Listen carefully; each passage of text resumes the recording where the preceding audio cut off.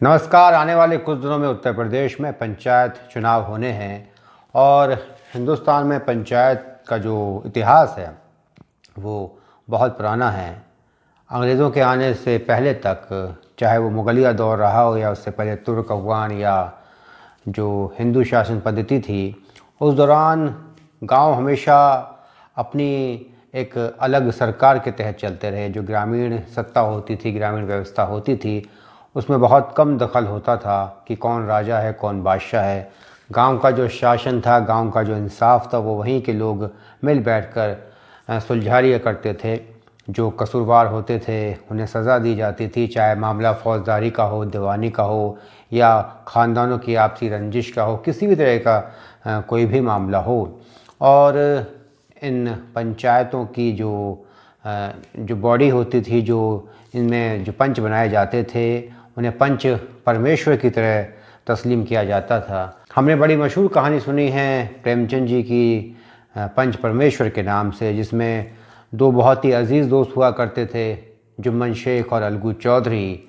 और किसी वजह से दोनों में मनमुटाव हो जाता है और एक दूसरे के ख़िलाफ़ जो मामला जाता है पंचों के सामने, उसमें वो पंच बनते हैं। लेकिन तमाम आपसी रंजिश और तासुबात के बावजूद जो फ़ैसला आता है, चाहे वो अलगू चौधरी ने दिया हो या बाद में जुम्मन शेख ने दिया हो, वो न्याय की दृष्टि से आता है और एक पंच के मुंह से एक परमेश्वर की आवाज़ निकलती है।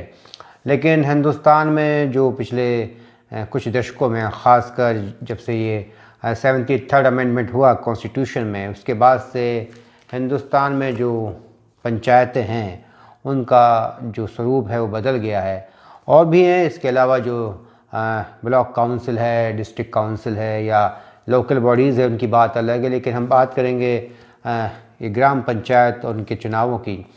जब से पैसा है, ख़ासकर उन इलाकों में जहाँ पर कॉम्पनसेशन मिला है और तमाम चीज़ें या समृद्धि आई है, वहाँ पर जो पंचायत का चुनाव वो इतना महंगा हो चुका है कि विधायक और सांसद के चुनाव को टक्कर देता हुआ नज़र आता है।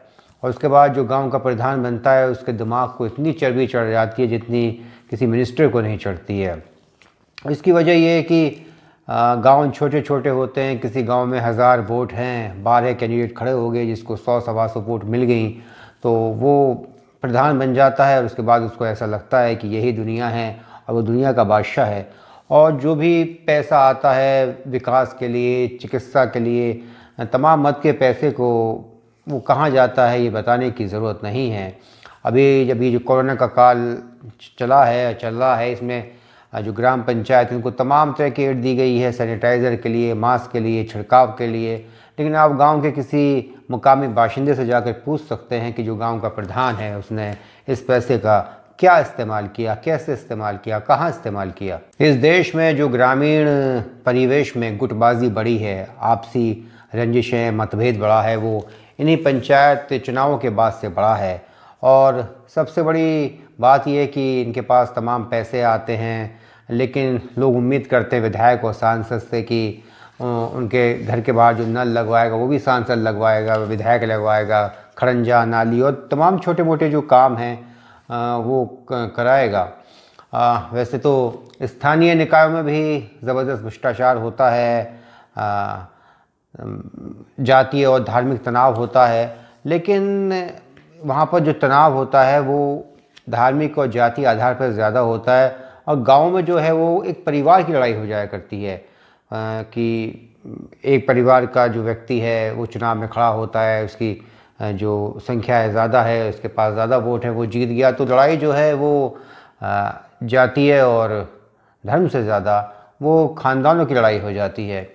और क्योंकि चुनाव छोटा होता है, इसलिए ख़ासकर हिंदुस्तान के गाँव में ये होता है कि अगर वो सीट रिज़र्व नहीं है तो जिस जाति का सदियों से वर्चस्व चला आ रहा है उसी जाति का जो है वो प्रधान जीतता है। और एक बात है कि ये जो ग्राम पंचायत है, यूँ तो हिंदुस्तान में किसी भी इलेक्शन को लड़ने के लिए मिनिमम क्वालिफ़िकेशन नहीं है, लेकिन कायदे से होनी चाहिए। चाहे आप गांव के प्रधान का चुनाव लड़ें या फिर विधायक या सांसद का या नगर पालिका का, ज़िला परिषद का, बीडीसी का, कोई भी चुनाव आपके लड़ें।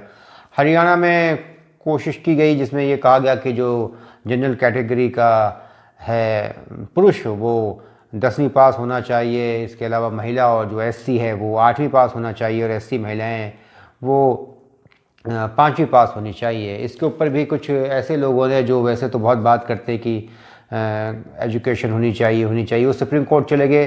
बहरहाल सुप्रीम कोर्ट ने इस जो हरियाणा सरकार का जो फैसला था उसको अपहेल्ड रखा, और कायदे से तो जो ग्राम प्रधान है या सांसद विधायक जो भी बनने का आकांक्षी है उसको कम से कम स्नातक होना चाहिए। अगर हम अपने आसपास देखें पिछले चुनावों में सांसद और विधायकों की बात तो दूर रही, जो ये ग्राम पंचायत के या ज़िला पंचायत के इलेक्शंस होते हैं या फिर लोकल बॉडीज़ के इलेक्शन होते हैं, उसमें अगर हम लोग सही से विचार करें, देखें, एनालाइज करें तो पाएंगे कि जो अंगूठा छाप हैं, 4वीं पास, 5वीं पास, 8वीं की फ़र्ज़ी सनद हासिल करने वाले लोग हैं वो भारी पड़ते हैं। ग्रेजुएशन किए हुए हैं उनके ऊपर, जो पोस्ट ग्रेजुएशन किए हैं उनके ऊपर, ऐसे बहुत सारे हमें एग्जाम्पल मिल जाएंगे जिसमें अंगूठा छाप लोगों ने बड़े बड़े पढ़े लिखों को धूल चटा दी। और ये जो गांव के प्रधान बनकर आते हैं, वैसे तो ज़ाती तौर पर सब लोग बड़े चालाक होते हैं। गांव के आदमी को जो लोग भोला भाला समझते हैं और हिंदी फिल्मों से उसकी शख्सियत का अंदाज़ा लगाते हैं, वो सही से बात को समझते नहीं हैं। वो बहुत चालाक होते हैं अपने खुद के मतलब के लिए, जहाँ पर उनकी खुद की खुदगर्जी का सवाल होता है। लेकिन उन्हें बेवकूफ़ बनाता है जो विलेज सेक्रेटरी होता है। गांव का प्रधान जितने पैसे कमाता है उससे चौगुना पैसा जो वो विलेज सेक्रेटरी कमाता है, और उसके ऊपर तो कोई लांछन भी नहीं आता, क्योंकि बहुत बहुत कम ऐसा होता है कि कोई प्रधान दोबारा जीत कर आए। विधायक आप दोबारा बन जाते हैं, एमपी दोबारा बन जाते हैं, मेयर भी बन जाते हैं अगर आप उस पार्टी से होते हैं जिसका असर ज़्यादा होता है। और दरअसल बात यह है कि इन लोगों को, जो ग्राम पंचायत ग्राम प्रधान है, इनको कोई वित्तीय अधिकार नहीं होना चाहिए। वित्तीय अनियमितताएँ सबसे ज़्यादा ये लोग करते हैं। और अच्छा, बहुत सारी बातें हैं कि गांव का आदमी जाएगा और ऐसे बहुत सारे उसके पास दस्तावेज़ होते हैं जहां उसको मोहर लगवा के आनी है, गांव के प्रधान से दस्तखत करा के आने हैं। ये नहीं होना चाहिए, क्योंकि यहीं से वो गुटबाजी होती है। अगर आपके दूसरे गुट का जीत गया है, क्योंकि एक गांव के प्रधान के लिए 10-12 लोग खड़े होते हैं, वही बहुत कम वोट होती है, बहुत कम पॉपुलेशन के आधार पर चुनाव होता है। तो फिर वही वाली बात है कि वो ये कहता है कि आपने मुझे वोट नहीं दी और मैं आपका ये काम क्यों करूं। एक व्यक्ति के पास तमाम अधिकार होने की बजाय जो ग्राम समिति है, ग्राम पंचायत की ग्राम सभा है, उसके पास ज़्यादा अधिकार होने चाहिए, ताकि जो भी निर्णय लिया जाए वो सामूहिक निर्णय हो। और सबसे बड़ी बात यह है कि जैसा लोग दावा करते हैं कि ये जो पंचायती राज है वो सत्ता का विकेंद्रीकरण है, ये सत्ता का विकेंद्रीकरण नहीं है, ये असल में भ्रष्टाचार का विकेंद्रीकरण है। पंचायती राज सिर्फ नेशनल एडवाइजरी काउंसिल जैसी जो एक्स्ट्रा कॉन्स्टिट्यूशनल बॉडीज़ थी जो यूपीए की सरकार में थी, उनकी निगाहों में कामयाब है।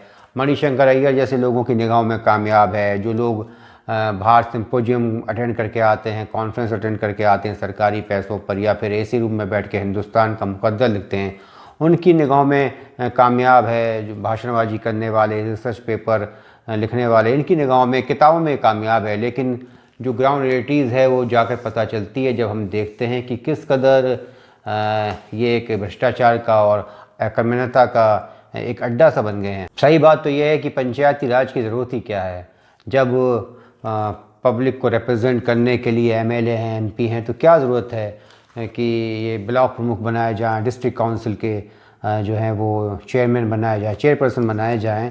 ठीक है, लोकल बॉडीज़ के लिए ज़रूरी है कि नगर पालिका या महानगर पालिका या नगर पंचायत, लेकिन वहाँ भी ज़बरदस्त निगरानी होनी चाहिए, क्योंकि जो काम गांव में प्रधान करता है वो नगर पालिका में चेयरपर्सन करता है, महानगर पालिका में मेयर करता है। तो अच्छा, इसलिए ऐसा होता है कि जितने भी ब्लॉक प्रमुख हैं या डिस्ट्रिक्ट काउंसिल के प्रेसिडेंट हैं या ये नगर पालिका के चेयरमैन वगैरह, ये करते क्या, जैसी सरकार बदलती है तो 99% जो सत्ताधारी दल होता है उसमें चले जाते हैं, क्योंकि बहुत बड़ा बजट आता है। एक एमपी को जितनी एड मिलती है, जो लोकल डेवलपमेंट के लिए जो एड मिलती है एमएलए और एमपी को ज़्यादा मिलती है एमएलए से, लेकिन जो डिस्ट्रिक्ट काउंसिल के लिए आती है उसके लिए तो 100-200 करोड़ का बजट आता है।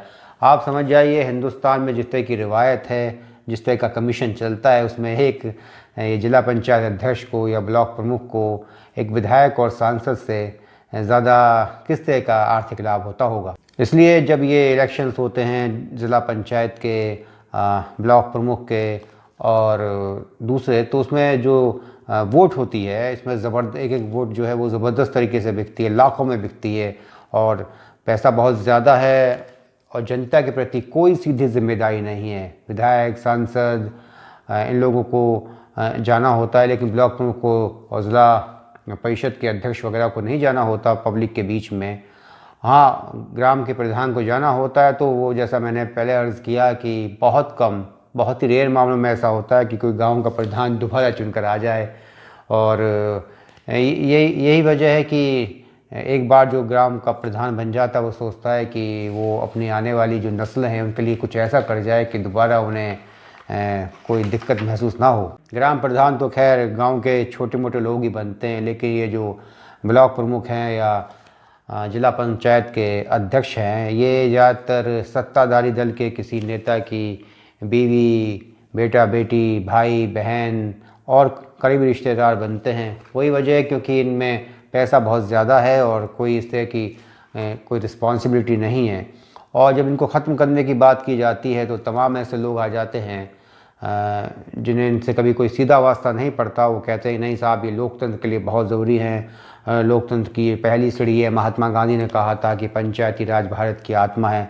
महात्मा गांधी ने जब ये कहा था उस वक्त महात्मा गांधी को ये अंदाज़ा नहीं होगा कि हिंदुस्तान में ये किस कदर भ्रष्टाचार का अड्डा बन जाएंगे। गांधी जी के दिमाग में तो खैर वही पुरानी बातें होंगी कि किस कदर गांव देहात में जो परंपरागत हमारी पंचायतें हुआ करती थीं, बरादरी की पंचायत हुई या सर्व समाज की पंचायतें हुई, वो किस कदर तमाम लाल फीताशाही से और बिना किसी खर्च के लोगों को बड़ा ही सर्वसुलभ न्याय उपलब्ध कराते थे। इसलिए गांधी जी अपनी जगह सही थे।